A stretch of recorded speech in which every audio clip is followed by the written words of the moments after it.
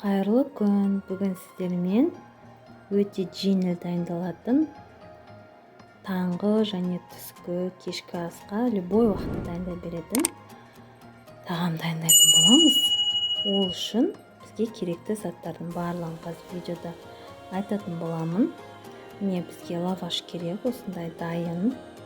Лавашты ортасынан бір кесіп аламыз. Және бізге кетчуп керек.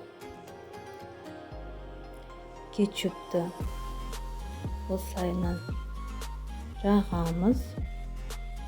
Енді бізге майонез керек. Осы майонез бен кетчупты жақсылап осыған араластырып, бірге қылып жағып шығамыз. Енді бізге туралған қияр, помидор керек. Колбаса керек, сосын сыр керек. Дәл осы видеодағыдай қылдырып турап аламыз. Енді бір үш бұрышына колбасамызды осылайынан қойып шығамыз.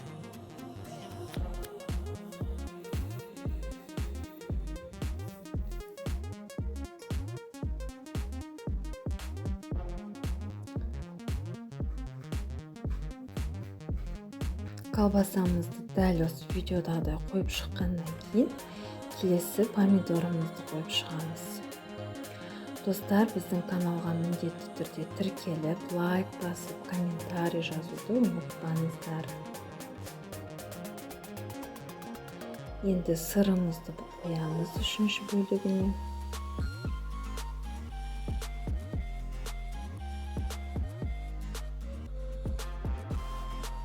Енді туралған қиярымызды қоямыз.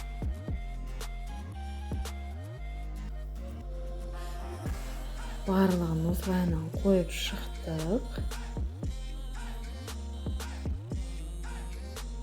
Енді видеода көріп тұрғандарыңыздай осылай үшбұрыштап, орап, бірінің бетіне бірін қойып шығамыз. Міне бізде үшбұрыш осылайынан дайын болады.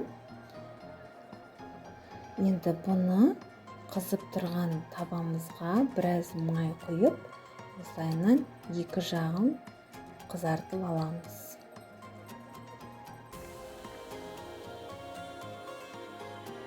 Міне көріп тұрғанда екінші жағын ауыстырдым. Екі жағын да қызартып алдым. Енді біздің тағамымыз дайын. Енді турап жеп көруіңізге болады. Дәмі өте дәмді, ерекше дәм шығады. Сіздер де үйде жасап көрулеріңізге болады. Астына міндетті түрде рецепт қалдырамын.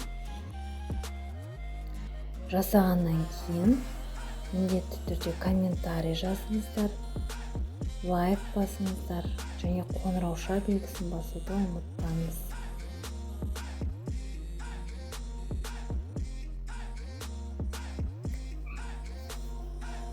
Міне барлығын турап алдым. Өздеріңіз көріп тұрғандай өте дәмді шықты. Видеодағыдай сіздер де үйде жасап көріңіздер. Ас болсын. Достар, каналға осылай подписаться басып және қоңырауша басуды ұмытпаймыз. Міндетті түрде басыңыздар.